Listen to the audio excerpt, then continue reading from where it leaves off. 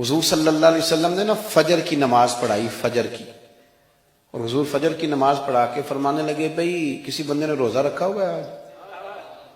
حضرت عمر کہتے ہیں رات کو میرا ارادہ تھا رکھوں، پر سویرے پھر میں نے گرا دیا، نہیں رکھا۔ حضور نے دوسری دفعہ پوچھا بھئی کسی نے روزہ رکھا ہے؟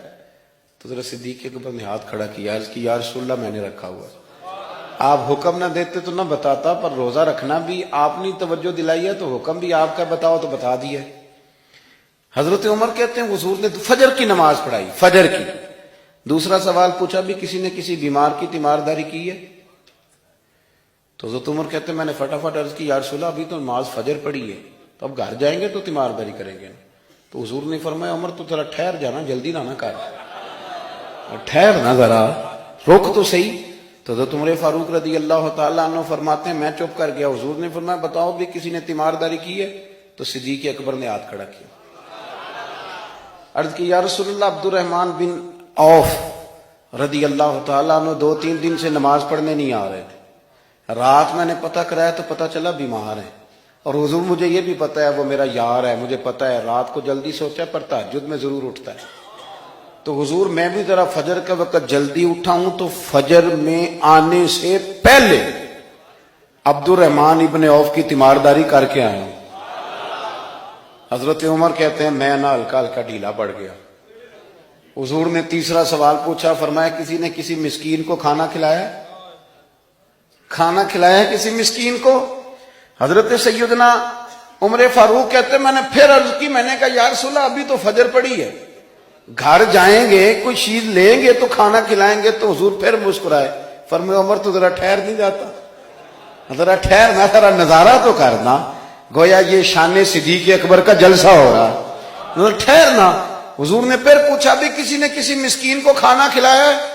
تو حضرت عمر کہتے ہیں لوگ سارے دائیں بائیں دیکھ رہے تھے اور میں چپ کے ابو بکر کو دیکھ رہا تھا، کہ مجھے پتا تھا کہ بولنا اسی نہیں ہے، اور دل میرا کر رہا تھا کہ کہہ دوں دیو جناب جواب، دل میرا کر رہا تھا۔ وہ سمجھ گئے تھے کہ سونا راضی کن کاموں میں ہو، بس یہ نقطہ انہوں نے پا لیا تھا۔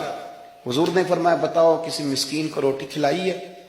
تو جناب سیدنا صدیق اکبر نے ہاتھ کھڑا کیا، عرض کی یا رسول اللہ سویرے اٹھا ہوں تو چھوٹا بیٹا بھی اٹھ گیا تھا، اور میرے وضو کرتے سنت پڑھتے ماں سے کہنے لگا بھوک لگ رہی ہے، تو ماں نے 2 روٹیاں بھی پکا دی، تو حضور ایک اس نے کھائی دوسری اس کے ہاتھ میں تھی۔ جب ہم نکلے ہیں نا گھر سے تو دروازے پہ ایک فقیر کھڑا تھا، مسکین کھڑا تھا، کہہ رہا تھا رات سے بھوکا ہوں، کوئی دروازہ کھلنے کا انتظار کر رہا تھا، ابو بکر سب سے پہلے تیرا ہی کھلا ہے۔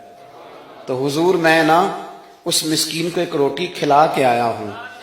حضرت عمر فاروق کہتے ہیں میں نے گردن جھکا لی، اور میرے رسول کریم نے فرمایا اے اللہ میرے ابو بکر پہ رحم فرما، اللہ میرے ابو بکر۔ وہ سمجھ گئے تھے، مزاج شناست سمجھ آ گئی تھی کہ حضور کن باتوں میں، اور نا اپنے اوپر وہ سارا کچھ طاری کر لیا تھا انہوں نے، طاری، ان کی ادائیں بالکل ڈھل گئی تھی نبی پاک کی اداؤں۔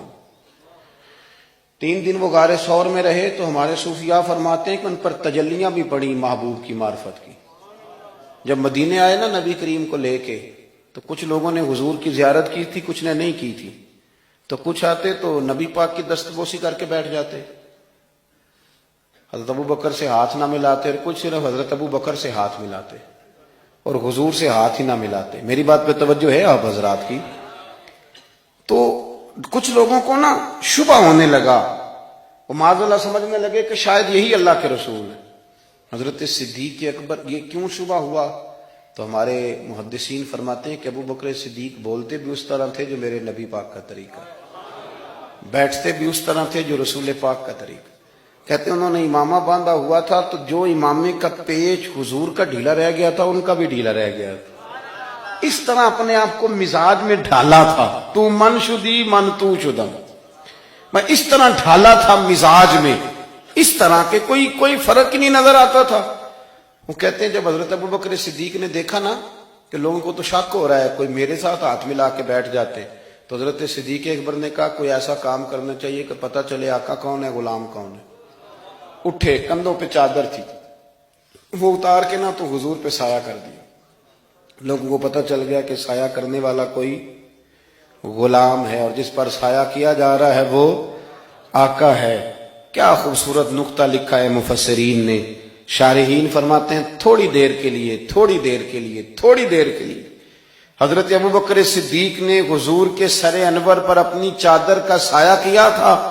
اللہ کے رسول نے احسان کا بدلہ یہ دیا، نیکی کا بدلہ یہ دیا کہ قیامت تک ان کی قبر پر اپنے گنبد کا سایہ فرما دیا، قیامت تک گنبد کا سایہ کر دیا۔